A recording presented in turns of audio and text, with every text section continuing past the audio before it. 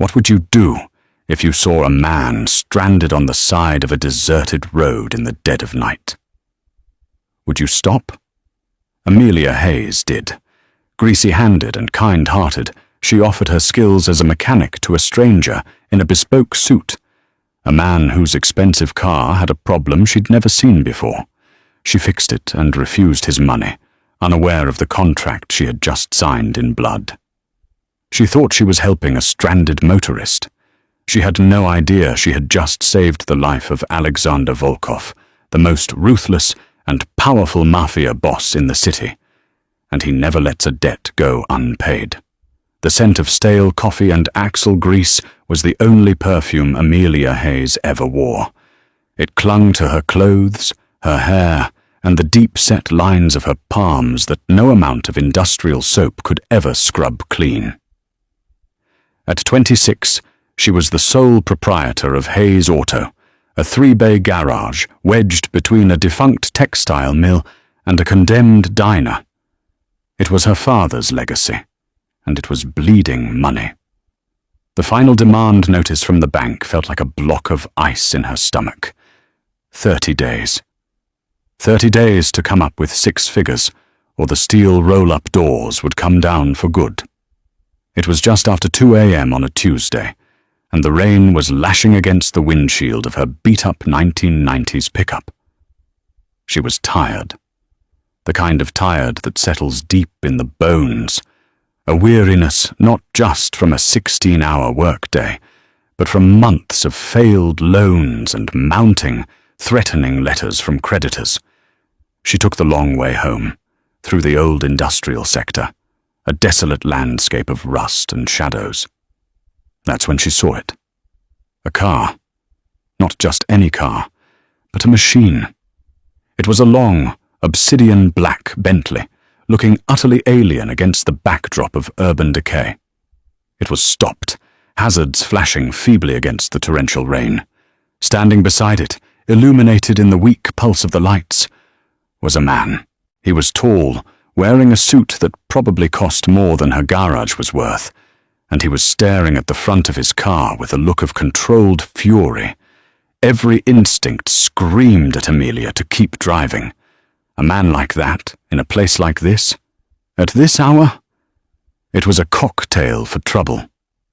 But her father's voice echoed in her head. A person in a broken-down car is just a person, Amy. You help 'em, no matter what. With a sigh that fogged the inside of her windshield, she slowed, pulled her truck in front of the Bentley, and flipped on her own hazards. The high beams of her truck illuminated the scene. The man didn't flinch. He just watched her, his eyes dark and unreadable. He made no move to gesture for help, nor did he seem relieved. He just watched. Amelia grabbed her heavy-duty maglite and her small toolkit, pulled the hood of her rain slicker up, and stepped out into the storm. "Having trouble," she shouted over the wind. The man's eyes narrowed. He was older than her, perhaps mid-30s, with a face that looked carved from hard angles. His dark hair was soaked and plastered to his forehead, but he seemed utterly indifferent to the cold and the rain. "That's a reasonable assumption," he said. His voice was deep, smooth, with an accent she couldn't quite place. It wasn't friendly. Amelia ignored his tone and shone her flashlight at the front grille. "Pop the hood." He didn't move. "I don't need a tow. I've made a call." "Good for you," Amelia retorted, her patience already thin. "But your call is probably half an hour out, and you're in a car that's broadcasting 'Rob me' to every desperate person in a 5-mile radius. I'm a mechanic. Let me look. Or don't. I don't care." She turned to go. "Wait." The single word cut through the rain. It wasn't a request. It was a command. She turned back. He had a remote in his hand and pressed it. The hood of the Bentley popped open with a quiet, expensive snick. Amelia got to work. She shone her light into the pristine engine bay. It was a masterpiece of German engineering, clean enough to eat off, but she spotted it almost immediately her trained eyes catching what a layman never would. "Well, there's your problem," she muttered. She pointed the beam at the electronic throttle control module. "This isn't a breakdown. This is sabotage." The man's posture changed.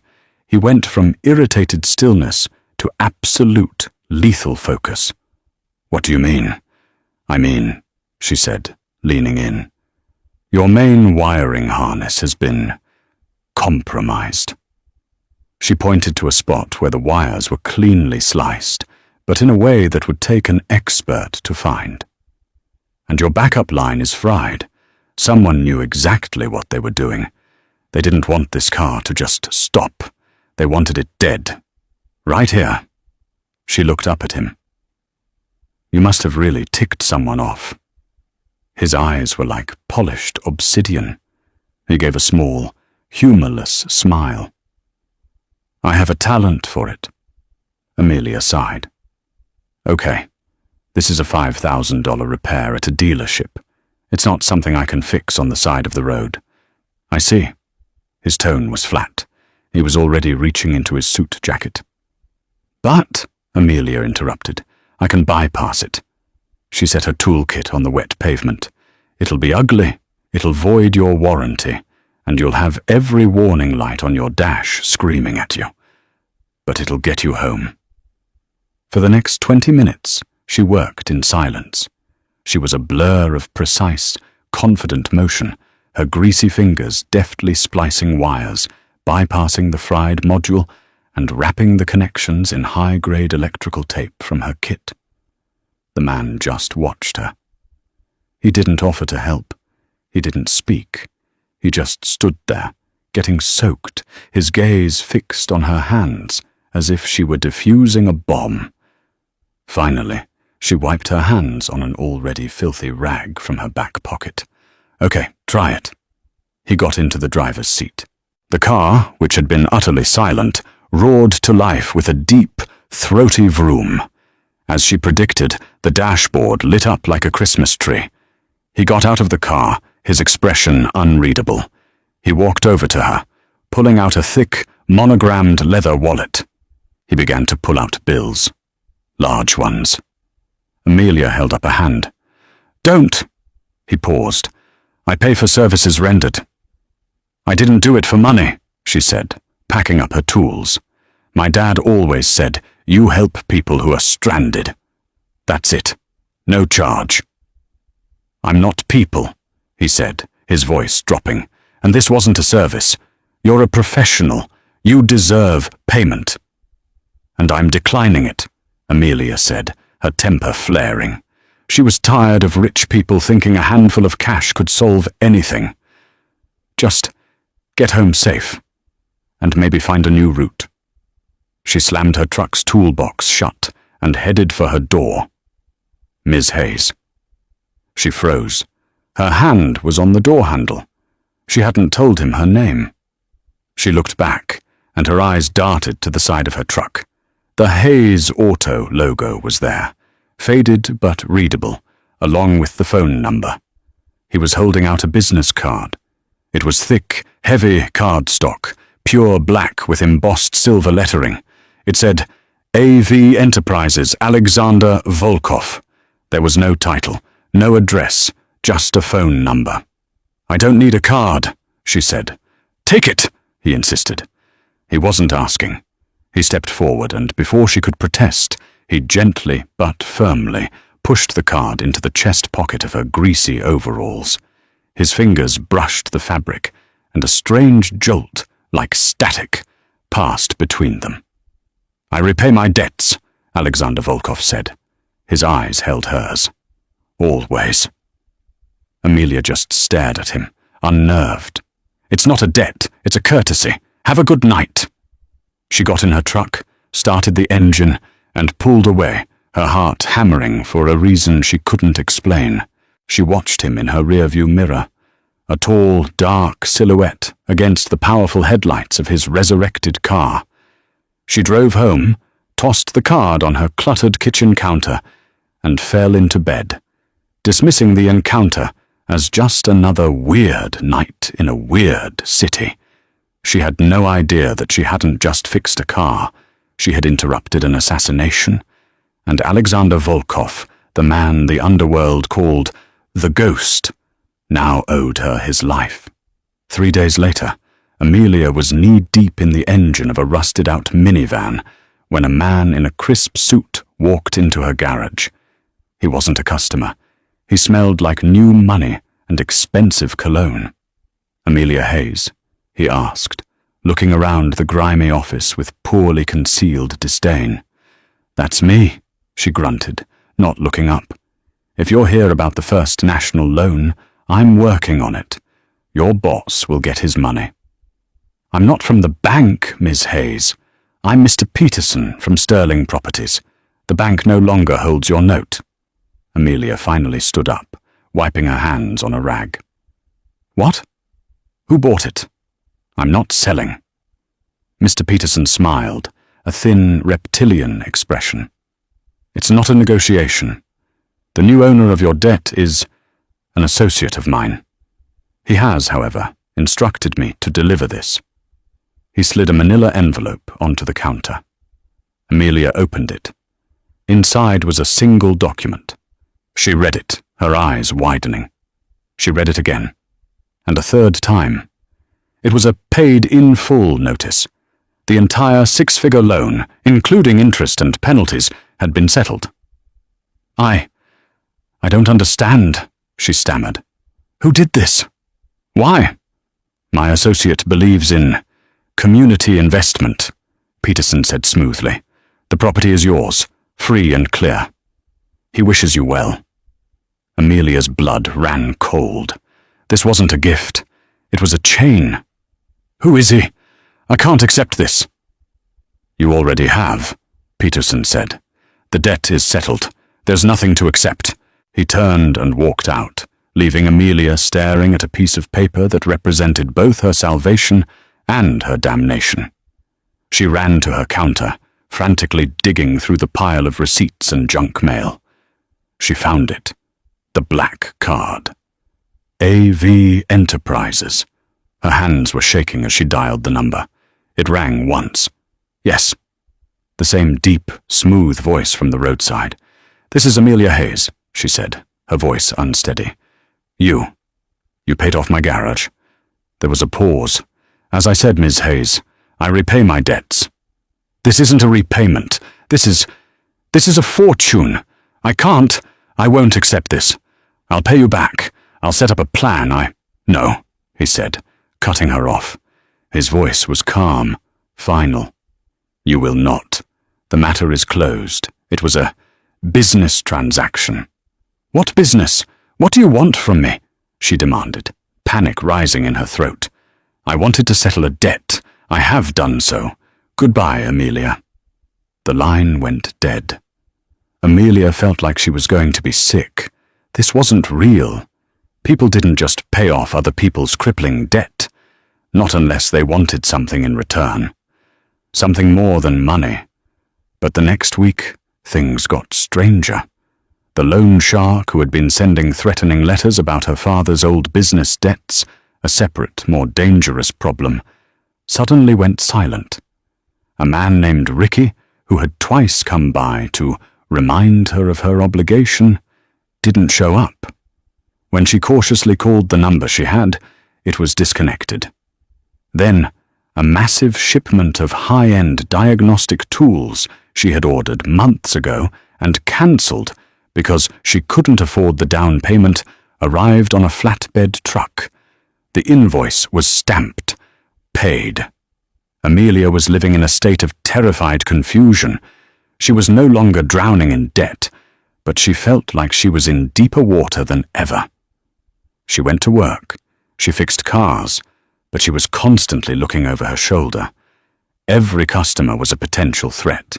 Every black sedan that drove past her garage made her heart leap into her throat. She was being watched. She could feel it. Across town, in a penthouse office that viewed Apex City as a glittering map, Alexander Volkov stood at a floor-to-ceiling window. "She's scared," said a man behind him. This was Ben Carter, his head of security, his right hand, the only man he trusted implicitly. "She should be," Alexander said, not turning. "She's smart. She knows this isn't a gift. The debt is paid, Alex. You saved her garage.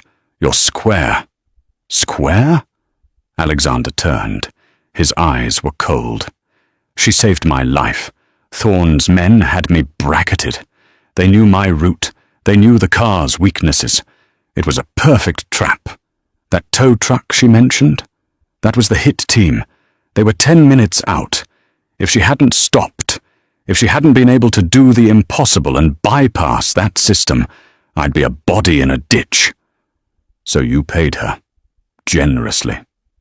"She refused my money," Alexander said, a flicker of something, admiration, curiosity in his gaze.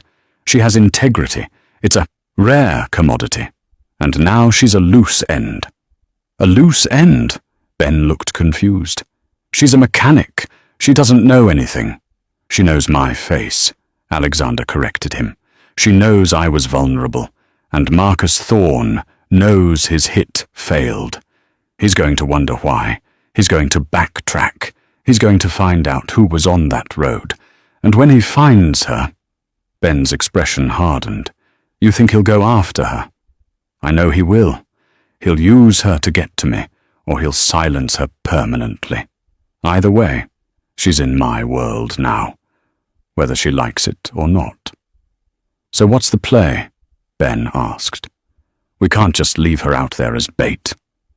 "No," Alexander said. "We're not. She's a professional, as she said. So I'm going to hire her. She's too proud to accept a gift, but she can't refuse a job. Especially not when the job is the only thing that will keep her alive." He picked up his phone. "Get the car. We're going to Hayes Auto." Amelia was welding a cracked exhaust bracket when the shadow fell over her. She flipped up her mask, her body tense. Alexander Volkov was standing 2 feet away, looking as immaculate in a dark grey suit as he had on the side of the road. His car, a different one this time, a matte black Audi RS, was parked silently in her driveway. "Ms. Hayes," he said. "Mr. Volkov."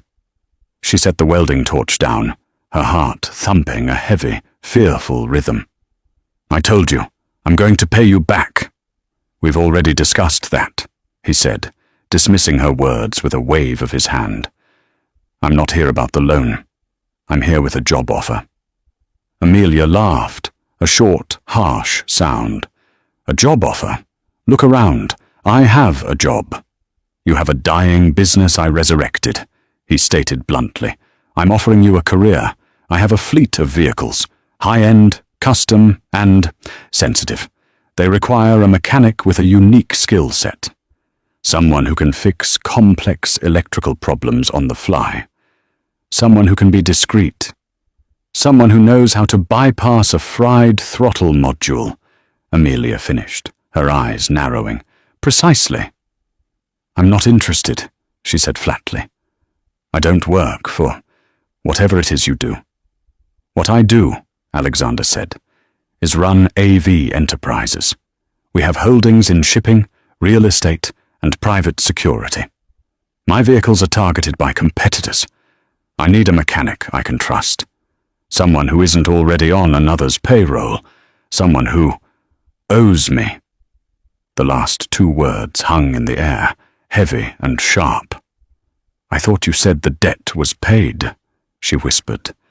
"The financial debt is. But you are now a person of interest to my competitors. The same people who disabled my car. They know a civilian was there. They're looking for you." A cold dread, sharper than any she'd felt before, washed over her. "You're lying. You're just trying to scare me." "Am I?" he asked. He gestured to Ben Carter, who had been standing silently by the door. Ben tapped his phone. Amelia's own phone buzzed. He had sent her a file. It was a short, grainy video from a security camera on a building across from her garage. It was time-stamped from the day before. It showed 2 men in a dark sedan, parked down the street. They were taking pictures of her customers, of her truck. She recognized one of them. It was Ricky, the loan shark. Ricky worked for a man named Marcus Thorne, Alexander said, his voice a low monotone. Thorne is my main competitor. He's the one who put the squeeze on your garage. He's the one who tried to kill me. And now he knows you were there.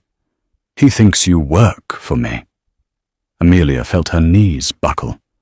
She leaned back against the workbench.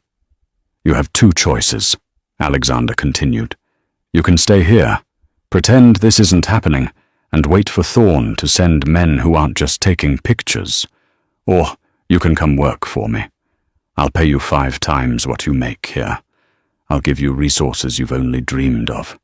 And in return for your services, I will provide you with my personal protection. Protection, she repeated numbly. Like a bodyguard? Like an employer, he corrected. You will be my private mechanic. You will be on call 24/7. You will work on my cars and my cars alone. You will live in a secure apartment I provide. You will be an asset. An asset, she whispered, the word tasting like poison. A prisoner. A protected asset, he said. It's a better offer than Marcus Thorne will make. Amelia looked around the garage, the worn tools, her father's old toolbox, the smell of grease.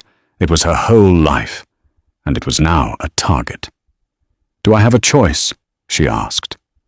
Not a survivable one, Alexander replied, with no hint of apology. If I do this, my garage, what happens to it? It's yours. I'll have a management team run it for you. You'll receive the profits, or you can sell it. It doesn't matter to me. She looked at her hands, covered in grease and nicks, her father's hands. He had built this place to be free, and now she was using it to bargain for her life. Fine, she said, her voice shaking with rage and fear. Fine, I'll work for you. Good. Alexander nodded, as if the outcome had never been in doubt. Pack a bag, just the essentials. Ben will escort you. Now, I can't just leave. You can and you will. He turned to leave. Welcome to AV Enterprises, Miss Hayes. An hour later, Amelia was in the back of the Audi, a single duffel bag at her feet. Ben Carter drove, his silence as unnerving as Alexander's presence. They drove downtown to the tallest, newest skyscraper in Apex City, a pillar of black glass and steel that bore the AV logo at its pinnacle. They didn't go to the lobby.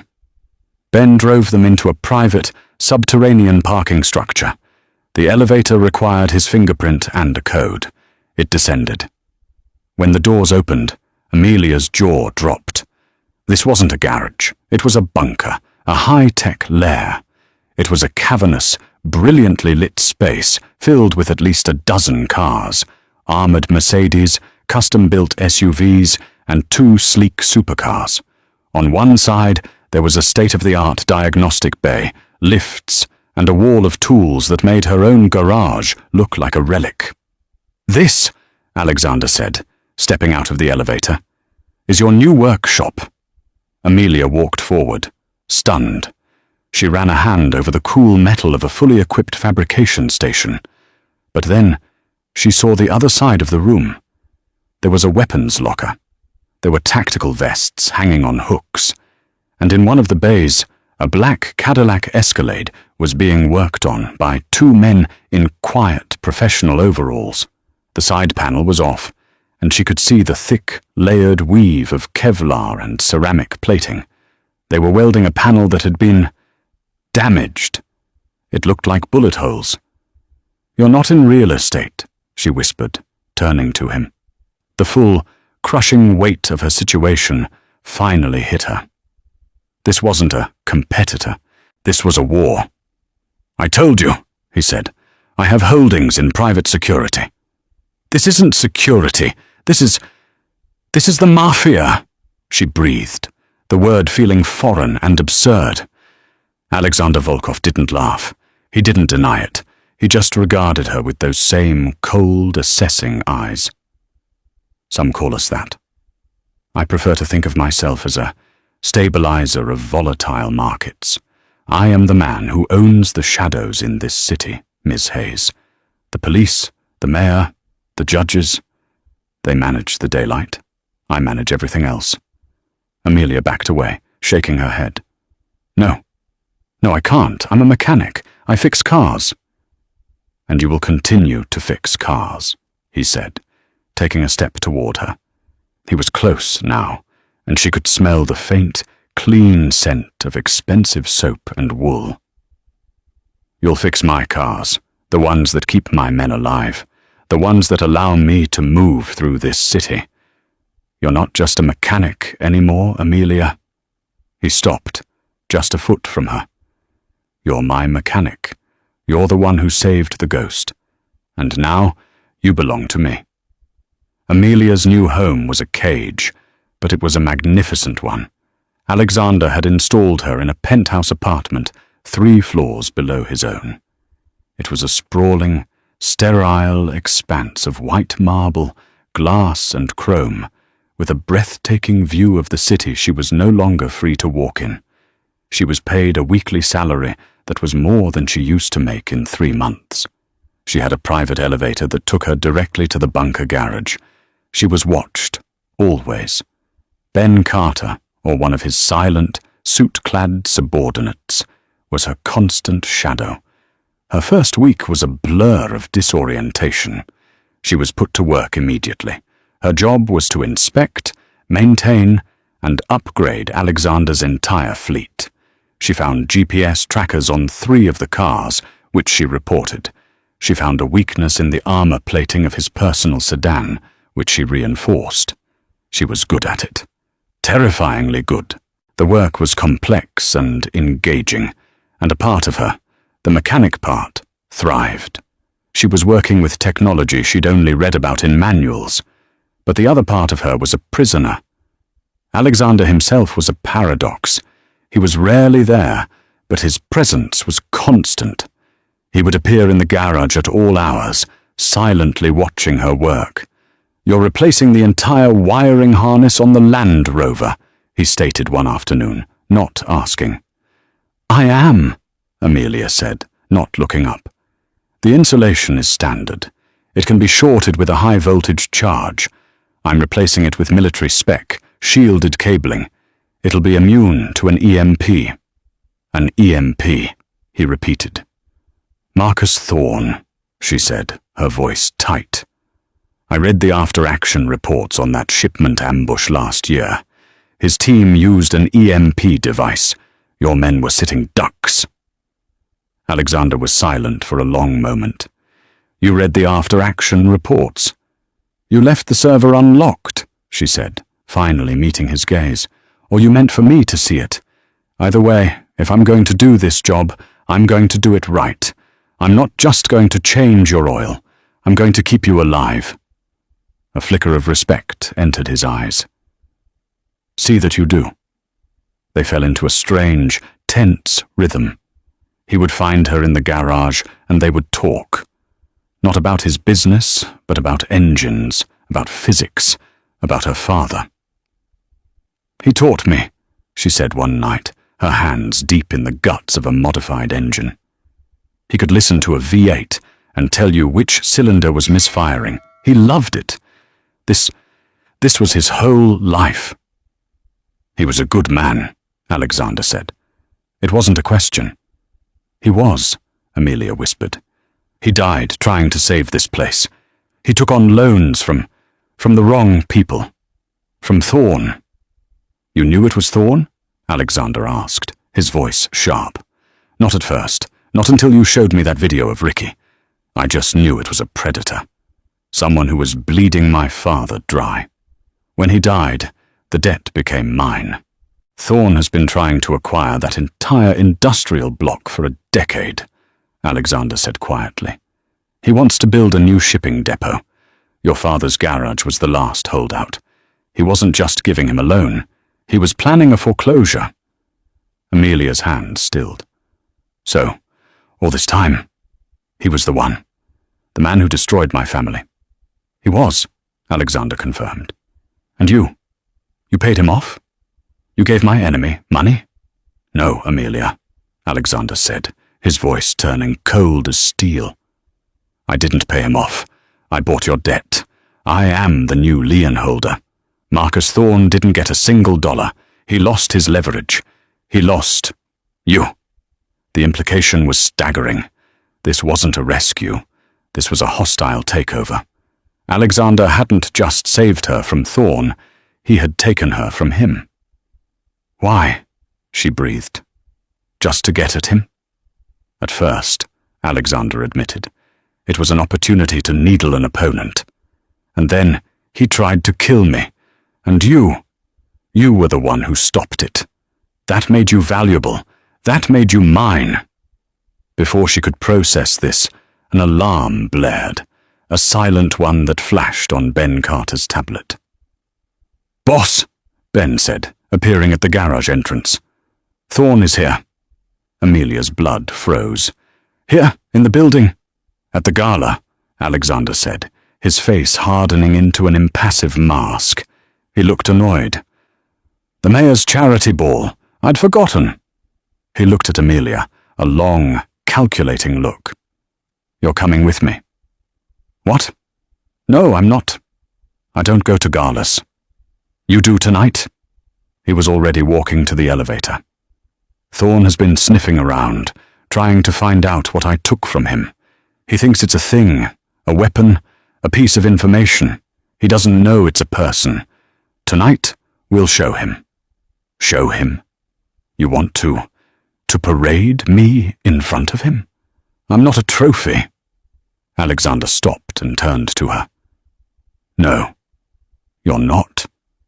You're a shield. You're the only person in that entire ballroom who isn't allied with me, or against me. You're the only person I can stand next to and know, for a fact, you're not trying to stab me in the back. Now, he said, his voice softening just a fraction. Go upstairs. There is a closet in your apartment. Pick something. An hour later, Amelia was unrecognizable. The white marble apartment had a walk-in closet filled with clothes in her size. She had chosen the simplest, most severe dress, a column of dark emerald silk that left her shoulders bare. Her hair was pulled back in a sleek, low bun, a few tendrils escaping. The grease was gone from under her nails, but her hands were still calloused. When she met Alexander at the private elevator, his eyes swept over her, a slow, appreciative inventory that made her skin heat. Emerald, he said. A good choice. The gala was a sea of glittering phonies, politicians, judges, and businessmen, all smiling and shaking hands. Amelia recognized the mayor and the chief of police, both of whom greeted Alexander with a deference that bordered on fear. They all know who you are, she whispered, clinging to his arm. They all know who pays for their campaigns, he replied, handing her a glass of champagne. Drink. Try to look like you're not facing a firing squad. And then she saw him. Marcus Thorne. He was the opposite of Alexander. Where Alexander was cold, dark, and precise, Thorne was flashy. He wore a tuxedo with a velvet jacket, his hair was slicked back, and a massive diamond glittered on his pinky. He was laughing, a loud, braying sound, surrounded by people. Then his eyes found theirs. He locked onto Alexander. And then his gaze shifted to Amelia. His smile vanished. Recognition dawned. He knew. He detached himself from his group and glided toward them. Volkov, Thorne said, his voice oily. I didn't think this was your scene. And you, he said, turning his full, predatory attention to Amelia. The little mechanic. My, you clean up well. Amelia's hand tightened on Alexander's arm, her knuckles turning white. Thorne, Alexander said, his voice a polite, icy blade. I'm surprised to see you out. I heard you'd had car trouble recently. Thorn's eyes flashed. Things break. I replace them. Though I am curious, you seem to have acquired some of my property. His eyes licked over Amelia again. I was under the impression that Garage was about to be mine. Your impression was mistaken, Alexander said. I found the business, and its owner, to have potential. I invested. Invested? Thorn sneered. Is that what we're calling it? She's a long way from changing tires. Be careful, Volkov. Taking in strays is a good way to get fleas. And poaching in another man's territory is a good way to get put down, Alexander replied, his voice dangerously soft. The air crackled. The party seemed to fade away. It was just the three of them. Thorn looked at Amelia. He may dress you up, sweetheart, but you're just a tool, and tools get broken. Before Amelia could even flinch, Alexander moved. It was so fast she almost missed it. He didn't hit Thorn. He simply adjusted the set of Thorn's tuxedo, his hand resting on Thorn's lapel. But the gesture was so intimate, so threatening, that Thorn froze, his smile finally cracking. This tool, Alexander whispered, loud enough for only the three of them to hear, is the only reason I'm here to have this conversation. She is under my protection. If you so much as send a man to look at her garage again, I will burn your entire shipping empire to the waterline. Am I clear? Thorn's face, usually so ruddy, was pale. He slowly, carefully, disengaged from Alexander's grip. Crystal, Volkov, he hissed. He gave Amelia one last, poisonous look, then turned and stalked away. Amelia was shaking. Alexander steered her toward a quiet balcony. Are you all right? He asked. You just threatened him in a room full of people. No one saw a thing, Alexander said. They just saw two businessmen having a quiet word. He leaned on the railing, looking at the city lights. He recognized me, she whispered. I know. He called me a tool. He's wrong. Alexander turned to face her. The moonlight caught the silver in his black hair. He's a blunt instrument. You're a precision engine. He can't understand you. He can't understand why I would value you. Why do you? She asked, her voice small. Is it just because I saved you? He was silent for a long time. He reached out, his thumb brushing a loose strand of hair from her cheek. His touch was rough, calloused, like her own, but it sent a shock through her system. I value you, he said, his voice losing its icy edge, because you're the only person I've met in 10 years who has looked me in the eye and told me, no. You did it on the side of that road, covered in mud. You did it in your garage, surrounded by my power. You're real. In a world of fakes, you are real. He was so close. She could see the fatigue in his eyes, the immense weight he carried. He was a monster, a killer, a criminal, but in that moment, he was just a man. He leaned in. Amelia's breath caught. She didn't pull away. She was terrified, but she was also fascinated. The kiss, when it came, wasn't gentle. It was possessive. It was a claim, a brand. It tasted of expensive whiskey and a loneliness so profound it mirrored her own. It was a promise of protection and a sentence of imprisonment all at once. When he pulled back, his eyes were dark. He will not touch you, he said. I promise you of that. But as they stood there, high above the city, Amelia knew. This was the beginning. The gala wasn't an end to the confrontation. It was a declaration of war. And she was standing at the epicenter. The fragile truce, if it could even be called that, shattered 3 days after the gala. Marcus Thorn, publicly humiliated and privately furious, retaliated. It wasn't a direct attack. Thorn was a snake, not a wolf. He hit one of Alexander's primary warehouses at the docks, not with men, but with fire. A suspicious electrical fault, the fire marshal said. But when Alexander's men went through the wreckage, they found the residue of advanced chemical accelerants. The fire had been so hot, it had warped steel. The shipment, millions in untraceable electronics, was gone. Alexander became the ghost. He disappeared from the penthouse, spending his days and nights in a tactical command center Amelia didn't even know existed, deep in the sublevels of the building. He was planning his countermove. Amelia was left in the gilded cage of her apartment, or in her pristine garage bunker, with only Ben Carter and his team for company. The silence from Alexander was deafening. She was an asset to be protected, and like a prized car, she was being kept in storage while the storm raged. The isolation gnawed at her. She wasn't built to be idle. She wasn't built to be a protected doll. She was a mechanic. She solved problems, and she had a massive problem she needed to solve. She went to the garage, but not to work on the cars. She went to the server. Alexander had been careless, or, she suspected, deliberately permissive. He had left her a high-level access keycard for ordering parts. She found it also gave her access to his unencrypted files. She wasn't looking for business details. She was looking for her. Hayes Amelia, she typed into the search bar. A file popped up. It was a complete surveillance dossier. It had her photo, her social security number, her father's death certificate.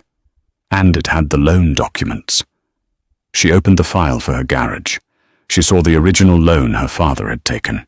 She saw the predatory interest rate. She saw the name of the shell corporation that had issued it. Thorn Maritime Investments. Alexander had been right. Thorn had been the puppet master from the start. He was the one who had sent Ricky. He was the one who was going to take her garage. Then she saw another file, one she hadn't seen before. Incident report, 10-14-25. A. Volkov, personal. Her breath hitched. That was the night she'd found him on the road. She opened it. It was a full breakdown of the event, written by Ben Carter. Subject Volkov departed safe house at 01:30. Route was standard. Vehicle, Bentley Mulsanne, armored.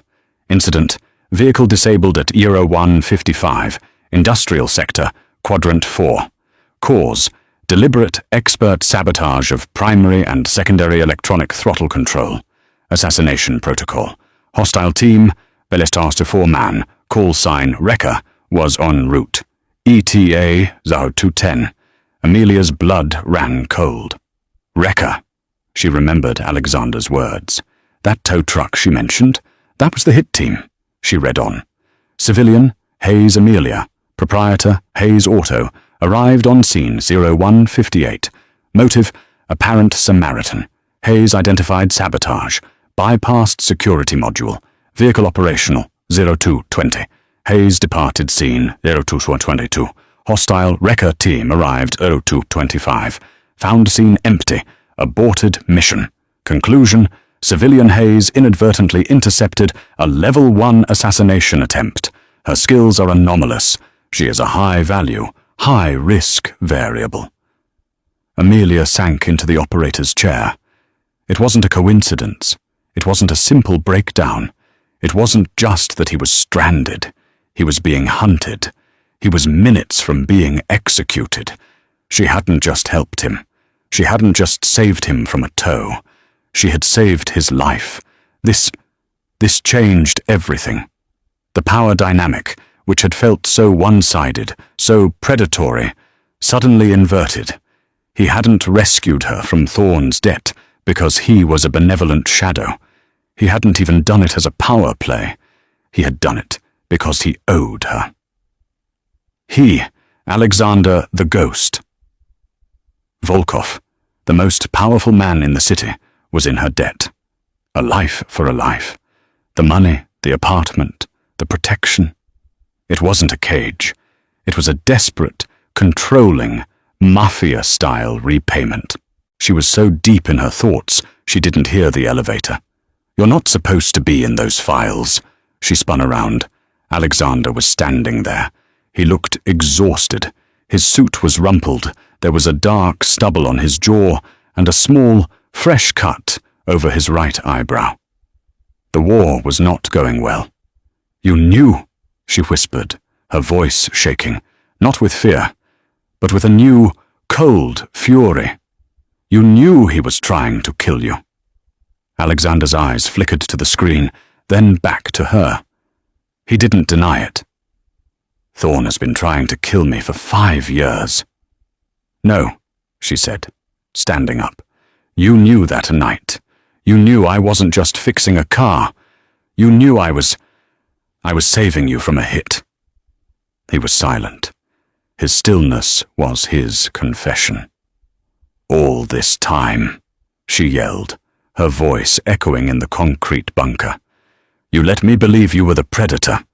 You let me believe you had trapped me, that you'd bought me like one of your cars. It was the only way to protect you," he said, his voice a low growl. "If you knew the truth, what would you have done? Run? Thorn would have found you in a day. He'd have tortured you for information on me. What I looked like, what I said, how I acted when I was vulnerable. So you made me your prisoner instead. I made you my asset," he roared, slamming his hand on the steel workbench. The sound was like a gunshot. "I made you untouchable. I put you in a fortress, gave you a salary that would make a banker weep, and painted a target on my own back at that gala to draw the fire away from you. What more did you want?" "The truth," she screamed back, tears of rage in her eyes. "I wanted the truth, Alexander. You owe me that. You didn't buy me. You didn't save me. I saved you. You are in my debt." The air crackled with the raw, unspoken reality of her words. He stared at her, his chest heaving. The mask of the ghost was gone. She was seeing the man, a man who had been cornered, a man who was in a war he was, for the first time, not certain he could win. "Yes," he said, his voice finally breaking. "You're right, I am. I owe you my life, a debt I have been repaying in the only way I know how. By controlling me, by protecting you. It's the same thing." He ran his hands through his hair, a gesture of profound frustration. "Thorn, he's not just a thug, Amelia. He's smart. He's dug in. The warehouse fire. It wasn't just electronics. It was leverage. Documents I had on the chief of police. He's crippled me. He's cut my supply lines. And he's taken my eyes." He slumped against the workbench, the exhaustion hitting him all at once. "He's winning," he whispered. It was an admission she knew must have cost him everything. Amelia looked at him. The rage was still there, hot and bright, but something else was mixing with it. Pity, understanding, and a terrifying, proprietary feeling. This man, this monster, he was hers. His life belonged to her. "So let me help," she said. He looked up, confused. "Help? You're a mechanic." "I'm your mechanic," she corrected, walking toward him. "I'm the one who knows how to fix things that are broken. You're broken. Your operation is broken. And I know cars. What does that have to do with anything?"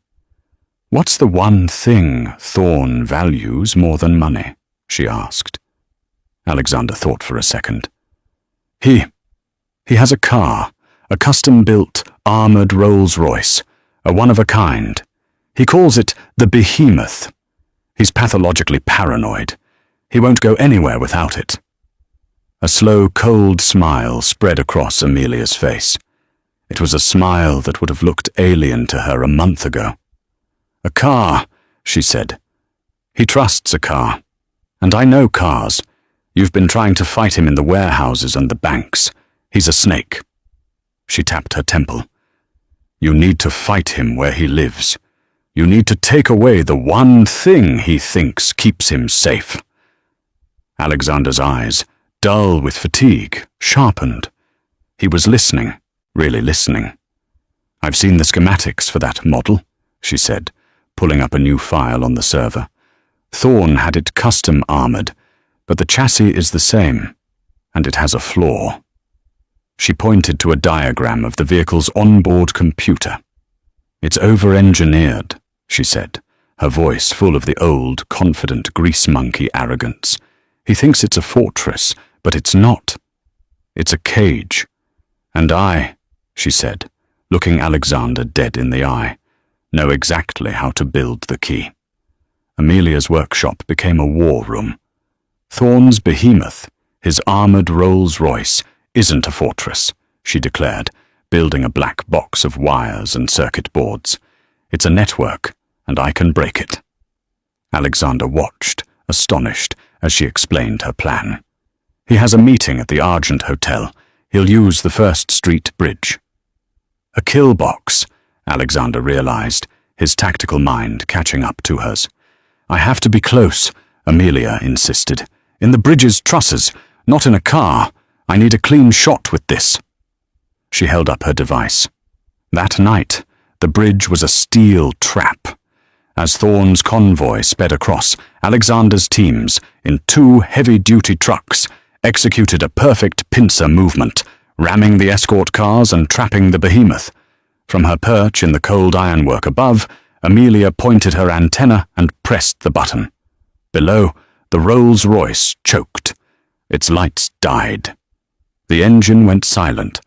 She hadn't just shut it off, she had entombed him. While Alexander's men swiftly neutralized the guards, he walked to the dead car and had the door blown off its hinges. A terrified Marcus Thorn was dragged out. "What did you do to my car?" he shrieked. Alexander looked up into the darkness where he knew she was watching. She did. Back in the penthouse, the war was over. "You're free, Amelia," Alexander said, his voice heavy. "Thorn is gone. You can have your old life back." Amelia looked at the man she had saved, the monster she had surpassed. "I don't want it," she said, stepping toward him. "That girl is gone. I saved your life, Alexander. That makes it mine." He pulled her in, his eyes blazing. "This world will break you." "It already tried," she whispered and kissed him. It wasn't the kiss of a captive. It was the kiss of a queen. And that's the story of how a simple act of kindness on a dark, rainy night changed everything. Amelia thought she was fixing a car, but she was really seizing a throne. She proved that knowledge is power, that integrity is a weapon, and that the most dangerous person isn't the one with the gun, but the one who knows how to break the machine. Alexander Volkov may rule the city's underworld, but he is ruled by the one woman who saw the man behind the monster and wasn't afraid.